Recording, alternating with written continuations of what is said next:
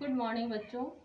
आज हम सब बीएड सेकेंड सेमेस्टर के फोर्थ सेमेस्टर के बच्चों को पढ़ाएंगे, जिसमें हम आपका पेपर जो है गाइडेंस एंड काउंसलिंग के बारे में आपको बताएंगे। गाइडेंस और काउंसलिंग जो होता है, विद्यालय में निर्देशन एवं परामर्श जो होता है, वो हमारे बीएड जो है फोर्थ सेमेस्टर वाले बच्चों को एग्जाम में है। आज हम आप सबको जो हमारा गाइडेंस काउंसलिंग का फर्स्ट सेकेंड यूनिट है, जिसमें हम पढ़ाएंगे आपको निर्देशन की आधुनिक प्रवृत्तियां एवं समस्याएं। क्या पढ़ाएंगे?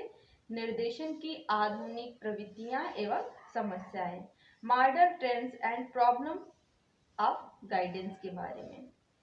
तो आज के आधुनिक समस्याएं क्या है निर्देशन के अंतर्गत, ये हम आपको आज बताएंगे। चलिए हम आपको बताते हैं कि निर्देशन की आधुनिक प्रवृत्तियां होती क्या है। निर्देशन की जो आधुनिक प्रवृत्तियां होती हैं, वो निर्देशन के अंतर्गत जो होते हैं, वो लक्ष्य होता है, कार्यविधि, मूल्यांकन पद्धतियां, पारस्परिक भूमिका एक दूसरे से निभाती हैं। कौन कौन? लक्ष्य, कार्यावधि और परिणाम स्वरूप निर्देशन की जो होते हैं, वो पारस्परिक भूमिकाएं निभाते हैं। इसी के परिणाम स्वरूप जो है निर्देशन में वर्तमान समय में जो है व्यापक स्तर में परिवर्तन किया जा रहा है कि निर्देशन किस किस तरीके से दिया जाए, और साथ ही वो विद्यार्थियों के जो है प्रतिभा को विशिष्टता प्रदान करने के लिए, कह सकते हैं बल प्रदान करने के लिए, ये जो है आधुनिक समस्याएं जो है निर्देशन की आधुनिक प्रवृत्तियां जो है उनको बल दिया जाता है। और निर्देशन जो है कह सकते हैं एक तरीके से जो वैज्ञानिक प्रवृत्ति है, अब उसका निरंतर विकास तो हो ही रहा है, वो सभी लोग जानते हैं, और जिसके परिणाम स्वरूप है निर्देशन में समस्याएं भी उत्पन्न होती हैं, और उनकी समस्याओं को दूर करने के लिए भी और जो उनकी प्रवृत्तियां हैं निर्देशन के अंतर्गत दूर करने के लिए बहुत सारी ऐसी चीज़ें हैं जिनके माध्यम से उनकी समस्याओं का निराकरण किया जा सकता है। चलिए हम देखते हैं कि निर्देशन में कौन कौन सी ऐसी होती है। निर्देशन के क्षेत्र में तकनीकी की भूमिका क्या होती है? Role of technology guidance. अब जो हमारा मॉडर्न ट्रेंड है प्रॉब्लम ऑफ गाइडेंस का, उसमें हमारा जो एक पार्ट होता है, या कह सकते हैं उसके जो प्रॉब्लम होते हैं, तो वो होते हैं role of technology in guidance. निर्देशन के क्षेत्र में तकनीक की भूमिका क्या होता है? निर्देशन के क्षेत्र में तकनीक की भूमिका। तो तकनीक के ही व्यापक के परिणाम स्वरूप ही जो है निर्देशन जो कर्ताओं वाले हैं, जो निर्देशन धारण करते हैं, निर्देशन देने वाले जो है, विभिन्न प्रकार के मशीनों द्वारा किया जा रहा है। जैसे हम कह सकते हैं कि कंप्यूटर के माध्यम से एक निर्देशन जो है, कंप्यूटर का जो आविष्कार हुआ है, जो कंप्यूटर से कार्य हो रहे हैं, एक तरीके से ये वरदान के फलस्वरूप हुआ है कि ये पूरी तरीके से वरदान है, जिसके माध्यम से हम बहुत सारे निर्देशन या उस पर अपलोड रहते हैं, लोग जान लेते हैं, सर्च कर लेते हैं। लेकिन जो प्रमुख रूप से निर्देशन होता है, वो मनोविज्ञान जो परीक्षणों के प्रशासन तक सीमित रह जाने की संभावनाएं रहती हैं, और कहा जा सकता है कि निर्देशन की जो समग्र प्रक्रियाएं होती हैं, वो कंप्यूटर के नियंत्रण में भी संभव होता है। और कंप्यूटर का जो हमारा प्रयोग होता है, वो जो होता है निर्देशन की भूमिका को सुनिश्चित भी करता है, और उसके उस क्षेत्र में चल रहे हम कह सकते हैं चिंतन, मनन, विचार प्रक्रिया भी होती है। तो जो हमारी तकनीकी विकास है शैक्षिक निर्देशन के अंतर्गत, उसमें कंप्यूटर का सबसे ज़्यादा अधिकाधिक, या कह सकते हैं बहुत ज़्यादा प्रयोग होता है निर्देशन के अंतर्गत। ठीक है। और जो दूसरा हमारा होता है, वो होता है विकासात्मक निर्देशन का महत्व। तो विकासात्मक निर्देशन में व्यक्ति का संपूर्ण व्यक्तित्व ही आ जाता है, और उसके सभी क्षेत्रों से संबंधित जो समस्याएं हैं, जो एक दूसरे से परस्पर जो होती हैं, संबद्ध होती हैं या जुड़ी होती हैं, उसको निर्देशन देने के बाद ही व्यक्ति के व्यक्तित्व में जो सभी पक्ष हैं, जैसे कह सकते हैं जो सभी पार्ट हैं, उनकी समस्याओं का समाधान किया जा सकता है। और इसमें आते हैं कि जो भी वो निर्देशन के प्रशिक्षण कार्यक्रमों में परिवर्तन, इसके माध्यम से निर्देशन के जो प्रशिक्षण दिए जाते हैं, तो कह सकते हैं changes guidance provider training programmes, तो उसमें प्रशिक्षणों के कार्यक्रमों में भी परिवर्तन होना बहुत जरूरी होता है। कह सकते हैं कि हम वर्तमान समय में जो है निर्देशन जो है संबंधित पाठ्यक्रम में व्यापक स्तर पर परिवर्तन ला रहा है। और जो हमारा वर्तमान समय का मनोविज्ञान है, वो सभी पार्ट में, चाहे वो ज्ञानात्मक पल हो चाहे बोधात्मक हो, सभी से संबंधित ये निर्देशन बहुत आवश्यक होता है।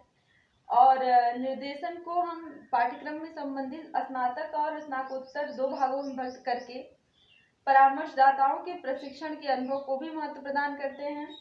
और निर्देशन जो होता है, जिसके फलस्वरूप जो है हम इसमें जो है प्रत्येक निर्देशनकर्ताओं को, निर्देश देने वालों को कंप्यूटर का ज्ञान होना चाहिए, क्योंकि ये जो अनुसंधान की ये जो नवीन प्रविधियां हैं या ये सभी निर्देशनकर्ताओं को होना चाहिए, जिससे वो क्या कर सकते हैं कि जो उनको समस्याएं होती हैं उनको प्रोग्राम में उनके चेंजिंग कर करके या उनकी समस्याओं के कारण बता करके उनकी समस्याओं का समाधान कर सकते हैं। ये भी हमारा जो होता है model trends of the problem of guidance के ही पार्ट होते हैं। उनकी जो प्रवृत्तियां होती हैं यही होती हैं। और भी इसमें चीजें होती हैं, जैसे हो सकता है modern trend related to the educational guidance, तो शैक्षिक निर्देशन से संबंधित आधुनिक प्रवृत्तियां। शिक्षा जो है निर्देशन एक ऐसी प्रविधि होती है जो छात्र के समस्त मनोवैज्ञानिक पक्षों में काफी सहायक होती हैं, जिसके परिणाम स्वरूप जो होता है आवश्यकताओं के माध्यम से ही, उसके निर्देशन देने के माध्यम से ही उनके शैक्षिक में भी संबंधित जो होती है उनमें परिवर्तन होती रहती हैं। और उनके जो निर्देशन का जो उद्देश्य होता है वो किसी भी छात्र की आवश्यकताओं की पूर्ति के द्वारा ही निर्धारित होता है कि नहीं, व्यक्ति को जो भी कोई निर्देश दिया जाता है तो सामने वाला जो विद्यार्थी है या जो गाइडेंस लेने वाला है, जो निर्देशन लेने वाला है, उसकी समस्याओं को निर्धारित करने के बाद ही हम क्या करते हैं, हम उसके प्रॉब्लम सॉल्विंग का हम गाइडेंस करते हैं, हम उनको बताते हैं।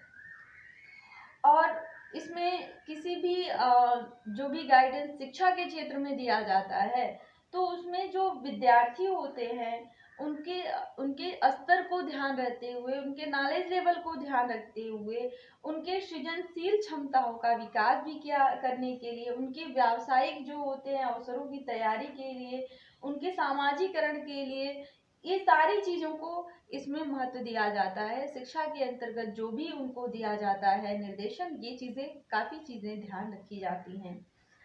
निर्देशन के साथ साथ ही इसमें बहुत सारे, जैसे कि व्यक्तिगत शब्द का प्रचलन किया जाता है। निर्देशन जो है सभी क्षेत्र में ये क्या होते हैं, फलीभूत होते हैं या इसका प्रतिफल प्राप्त होता है। ये हमारा होता है शैक्षिक निर्देशन से संबंधित आधुनिक प्रवृत्तियां। अब हम आते हैं कि जो निर्देशन के प्रशिक्षण के अंतर्गत भी हमने परिवर्तन के अंतर्गत भी देख लिया।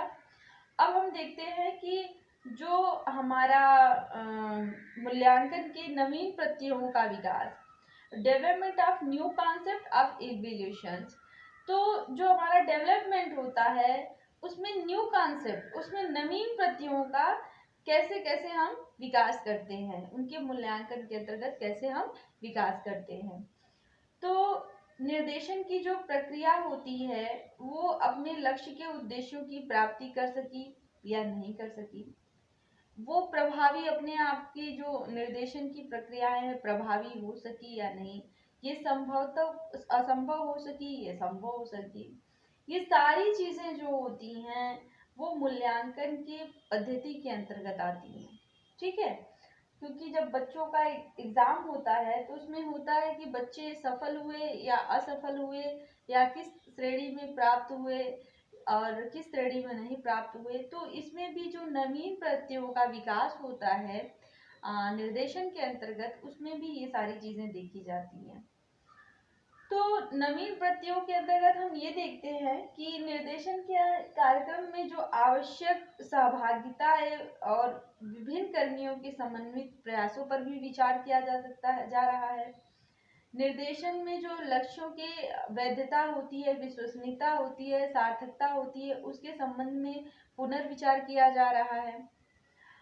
इसमें जो है आलेखों की पर्याप्तता जो होती है, उपलब्धता जो होती है, इसके अंतर्गत वांछित निर्णय लिए जा रहे हैं।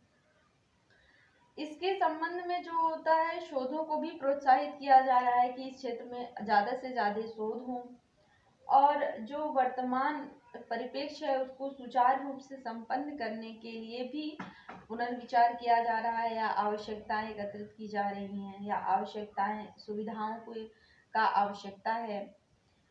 और इसमें जो विद्यार्थी होते हैं उनके सेवार्थी संबंधों में अधिक ज़्यादा से ज़्यादा डाटा कलेक्ट करके उनका जो हम ऑब्जेक्टिव एनालिसिस करने पर भी महत्व दे रहे हैं, या कह सकते हैं कि किया जा रहा है।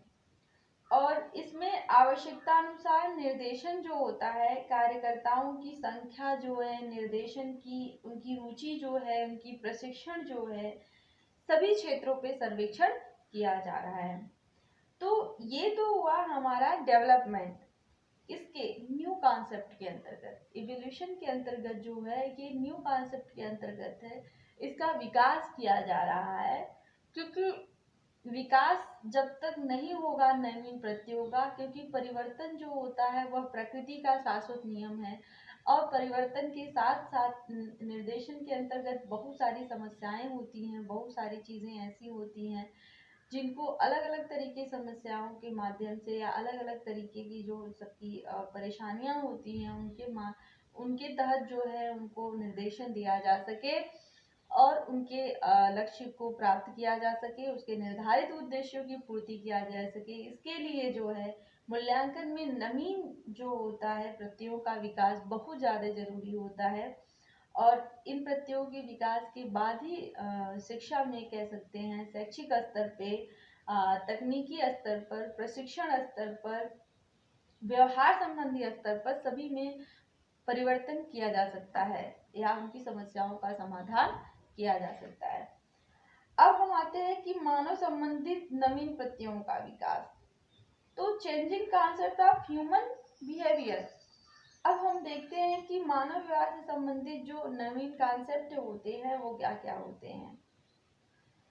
तो मानव की जो प्रकृति होती है वो क्या होती है, नवीन खोजें में सामाजिक विज्ञान के निरंतर काफी विकास के फलस्वरूप होती हैं। और फ्रायडवाद जो थे वो कहते थे कि मानव व्यवहार के जैविक एवं सामाजिक तत्वों पर विशेष बल दिया जाता है। किस पे दिया जाता है? जैविक एवं सामाजिक पे। उनके अंतर्गत बुद्धि आती है, अभिरुचि आती है, प्रतिभा होती है, ये सारी चीजों पे सर्वाधिक बल दिया जाता है। निर्देशन की जो हम कह सकते हैं जो अवधारणाएं होती हैं वो जो होती हैं कि उनकी प्रवृत्तियां जो होती हैं वो सबसे ज़्यादा सेवार्थी केंद्रित और शिक्षक कार्यक्रम में शिक्षकों का सहयोग इस पर विशेष ध्यान देती हैं। या फिर हम कह सकते हैं कि सामाजिक कार्य का महत्व भी हो सकता है। तो जो हमारा वर्तमान समय में अनुभव ये किया जा रहा है कि सेवार्थी की जो समुचित निर्देशन के लिए शिक्षकों के लिए, प्राचार्यों के लिए, मित्रों का भी ये सहयोग प्राप्त करता है। तो सेवार्थी जो होती है, निर्देशन जो होता है, निर्देशन बनाने के लिए सेवार्थी केंद्र भी बनाया जाना चाहिए, और जिसमें हम उनके विकास के स्तर, वस्तुनिष्ठ आधारों को भी संपन्न किया जा सकता है। तो इस तरह से हमने देखा कि जो हमारा निर्देशन की आधुनिक प्रवृत्तियां होती हैं, आधुनिक समस्याएं होती हैं, वो काफ़ी क्रिटिकल होती हैं और वो हर क्षेत्र में होती हैं। और हर क्षेत्र की समस्याओं का समाधान भी किया जा सकता है और उनकी प्रवृत्तियों का भी समाधान किया जा सकता है। तो निर्देशन की जो हमारी ये प्रवृत्तियां हैं वो शिक्षा के संदर्भ में भी है और प्रशिक्षण संदर्भ में भी हैं, तकनीकी के क्षेत्र में भी हैं, मूल्यांकन के भी क्षेत्र में हैं और मानव व्यवहार से संबंधित क्षेत्रों में भी हैं। अब हम आते हैं कि हमारे जो भारत में जो निर्देशन की समस्या है वो क्या है। Problem of guidance in India context. तो अब भारत में हम देखते हैं कि भारत के संदर्भ में निर्देशन की कौन कौन सी समस्याएं हैं। तो भारत में जो ये निर्देशन की कार्य का जो प्रारंभ होने के बावजूद भी जो है निर्देशन की सेवाएं जो है अभी वो काफी निम्न स्तर पर हैं, या कह सकते हैं इनकी प्रगति जो है अत्यंत धीमी गति से है और उनके विकास के लिए काफी निरंतर प्रयास भी हो रहे हैं। और इनके जो विकास होने में जो समस्याएं हैं वो काफी क्रिटिकल है। जैसे वो विद्यालयों में पाठ्यचर्या है, विद्यालयों में रूढ़िवादिता है, अध्यापकों पर अत्यधिक कार्यभार होने के कारण है, दोषपूर्ण परीक्षा प्रणाली है, प्रशिक्षित अध्यापकों की कमी भी है, अशिक्षित अभिभावक भी हैं, विद्यार्थियों की वृद्धि संख्या अधिक है, विद्यार्थियों की जो है दयनीय स्थिति है, साधनों का अभाव भी है, इसमें जाति व्यवस्था है, राष्ट्र का अभाव है, बेरोजगारी का अभाव है, व्यावसायिक सूचना का संकलन भी है, शिक्षा में जो निर्देशन और के क्षेत्र में शोध हो रहे हैं उसका काफी अभाव है, प्रमाणीकृत परीक्षणों का अभाव है। कहने का तात्पर्य है कि भारत में जो है बहुत सारी ऐसी समस्याएं हैं जो निर्देशन के अंतर्गत है और जिसका विकास निम्न गति से है। देखिए, सबसे पहले तो हम आते हैं कि यहाँ जो होता है कि अध्यापकों का जो है रूढ़िवादी दृष्टिकोण होता है। तो जो अध्यापक की निर्देशन कार्यक्रमों के अंतर्गत जो है जो समस्याएं होती है शिक्षक में, प्राय वो इसमें विशेष रुचि नहीं लेती हैं, जिससे अन्य क्षेत्रों में छात्र जो होते हैं वंचित रह जाते हैं और क्षेत्रों में नहीं पहुंच पाते हैं और उनके अंदर उत्साह भी कमी होती है, वो काफी रूढ़िवादी होते हैं जिससे ये काफी गंभीर समस्याएं बन गई हैं। और भी हो सकता है कि विद्यालयों में पाठ्यचर्या, तो करिकुलम इन स्कूल में जो है भारत में स्वतंत्रता प्राप्ति के बाद से निरंतर विद्यालयों की स्थापना हो रही है, काफी तेजी से भी हुई है। तो इन स्थापनाओं जो है विद्यालयों की उद्देश्य को रखकर की गई, परंतु उसका जो विद्यालय खुला वो तो रखा ही गया, लेकिन उसका ध्यान नहीं रखा गया कि जो शिक्षण व्यवस्थाएं हैं जिसके कारण जो होता है उसमें बच्चों में उनकी रुचि और उनकी योग्यता और उनकी व्यवस्था का विकास नहीं हो पाता है, जिसमें निर्देशन के कारण काफ़ी बाधाएं आती हैं।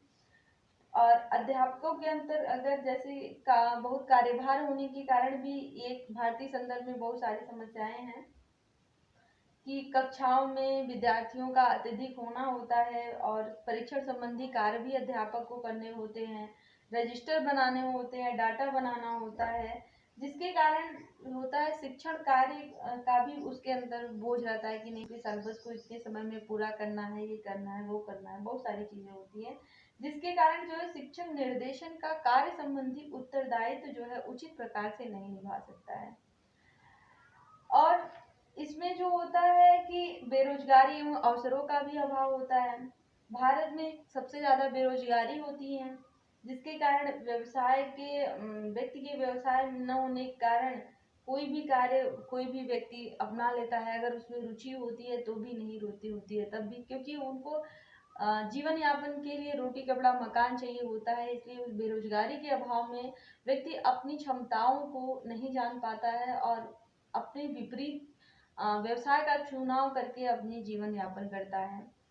तो हमारे देश में शिक्षित और अशिक्षित दोनों तरीके से लोग बेरोजगार हैं और यही जो हमारा असंतुलन है वो रोजगार के अवसरों को या कह सकते हैं व्यावसायिक निर्देशन में काफी बाधा पहुंचाती है।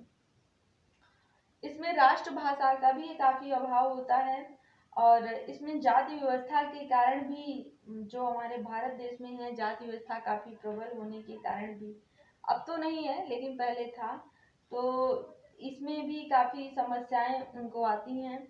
और इसमें उपयुक्त साधनों का अभाव के कारण भी व्यवसाय जो होती हैं बहुत अच्छे तरीके से नहीं हो पाती हैं। इसमें प्रशिक्षित अध्यापकों का भी काफ़ी अभाव होता है। जैसे कि इसमें जो है प्रशिक्षकों और विशेषज्ञों की काफ़ी आवश्यकताएं होती हैं, जिसके कारण जो होता है उनको काफ़ी कठिनाइयों का सामना करना पड़ता है। और निर्देशन कार्य को जो है कुशलता पूर्वक नहीं होने से, या हम कहते हैं योग्य और कुशल प्रशिक्षक नहीं होने से, प्रशिक्षक जो होते हैं वो शिक्षण नहीं कर पाते हैं। और उनका निर्देशन का जो संपूर्ण व्यक्तित्व है वो काफ़ी बाधक भी हो जाता है। और अधूरा ज्ञान और असावधानी जो होते हैं व्यक्ति के समूल को ही वह नष्ट कर देता है। इसलिए प्रशिक्षित अध्यापक का होना अत्यधिक आवश्यक होता है, जिसके कारण जो है व्यक्ति अपने आप को सही तरीके से सही गाइडेंस दे सके। और ऐसा न होने के कारण काफ़ी बच्चों को नुकसान भी होता है। और इसमें विद्यार्थियों की जो है क्या बड़ी होती है। जैसे कह सकते हैं भारत में जो है निरंतर बढ़ती हुई जनसंख्या के कारण भी शिक्षा पर भी इसका काफ़ी प्रभाव पड़ रहा है। और निरंतर विद्यालयों की वृद्धि होने के बावजूद भी छात्रों की जो बढ़ती हुई संख्या है, जिसके कारण शैक्षिक संसाधनों में काफ़ी कमी भी आ रही है। और संख्या अधिक होने के कारण जो है शिक्षक और छात्र के मध्य जो है व्यक्तिगत संपर्क स्थापित नहीं हो पाता है, जिनके कारण जो है निर्देशन एवं परामर्श देने में काफ़ी कठिनाइयों का भी सामना करना पड़ता है। तो संख्या अधिक होने से काफ़ी समस्याएं आती हैं विद्यार्थियों को, और वो सही तरीके से अपना नहीं कर पाते हैं। तो जो कक्षा में इतना ही केवल विद्यार्थी रहें जिससे शिक्षक जो है व्यक्तिगत संपर्क स्थापित कर सकें, और संख्या अधिक होने के कारण अध्यापक जो है विद्यार्थियों से व्यक्तिगत संपर्क नहीं स्थापित कर सकता, जिससे उनको निर्देशन परामर्श नहीं दे सकता और उनको आगे समस्याएं होने लगती हैं। विद्यालयों में दयनीय आर्थिक स्थिति भी होती है। और विद्यालयों में कह सकते हैं भारत की जो विद्यालयों की आर्थिक स्थिति है वो काफ़ी निम्न होती जा रही है। विद्यालयों में जो आर्थिक अनुदान के साथ साथ शिक्षकों को वेतन भी समय पे नहीं मिल पाता है, जिसके कारण उनकी स्थिति जो होती है, जो विद्यालयों में निर्देशन और कार्यक्रमों का संचालन होता है वो काफ़ी कठिन हो जाता है। और उनके लिए पर्याप्त धन नहीं हो पाता है, जिससे उनके उत्साह में वृद्धि नहीं होती है, और उनकी स्थिति जो होती है काफ़ी दयनीय हो जाती है, और निर्देशन की प्रगति में काफ़ी बाधा भी उत्पन्न करती है। उपयुक्त साधनों का अभाव भी है। विद्यालयों में आर्थिक स्थिति तो कम है ही है, जिसके कारण देश की जो विद्यालयों में होना चाहिए वो साधन उपलब्ध नहीं हो पाते हैं, जिससे उनकी शिक्षा को आर्थिक सुविधाओं एवं संसाधनों की अपेक्षा की दृष्टि से काफ़ी अभाव देखा जा सकता है। समुचित उसका ध्यान नहीं दिया जाता है, और पर्याप्त साधन विद्यालयों में नहीं उपलब्ध हो पाते हैं, जिससे उनका समुचित विकास नहीं हो पाता है, और विद्यालयों की जो शैक्षिक कार्यक्रमों की प्रगति है वो नहीं हो पाती है, और शिक्षक के निर्देशन में काफ़ी समस्याएं उत्पन्न होती हैं। तो ये हमारा रहा कि हमारा जो निर्देशन और परामर्श में जो हमारी आधुनिक प्रवृत्तियां होती हैं, जो समस्याएं होती हैं, हमने पहले इसके बारे में देखा। और फिर भारतीय संदर्भ में जो निर्देशन की समस्याएं होती हैं हमने इसके बारे में देखा कि भारतीय संदर्भ में तो हमको पूरी तरीके से बस यही है कि दोषपूर्ण परीक्षा प्रणाली होती है, अध्यापकों में जो है रूढ़िवादिता होती है, और अध्यापकों पे अत्यधिक भार भी दिया जाता है। विद्यालयों में पाठचर्या की जो होती है वो भी होती है। अशिक्षित रूढ़िवादी अभिभावक के होने के कारण भी निर्देशन सही ढंग से काफ़ी बाधा पहुंचती है। प्रशिक्षित अध्यापकों का अभाव भी होता है। विद्यालयों में दयनीय आर्थिक स्थिति दयनीय होने के कारण, उपयुक्त साधनों के अभाव के कारण, जाति व्यवस्था के कारण, बेरोजगारी के कारण, राष्ट्रभाषा के अभाव के कारण, इन सारी चीज़ों के होने के कारण जो है हमारा ये भारत में निर्देशन की समस्याएं काफ़ी कठिन है। तो आज हम लोगों ने गाइडेंस काउंसलिंग के आधुनिक प्रवृत्तियों के बारे में पढ़ा। अब हम आपको अगले वीडियो में जो है व्यक्ति केंद्रित या मानवतावादी सिद्धांत के बारे में हम आपको बताएंगे। तब तक के लिए धन्यवाद।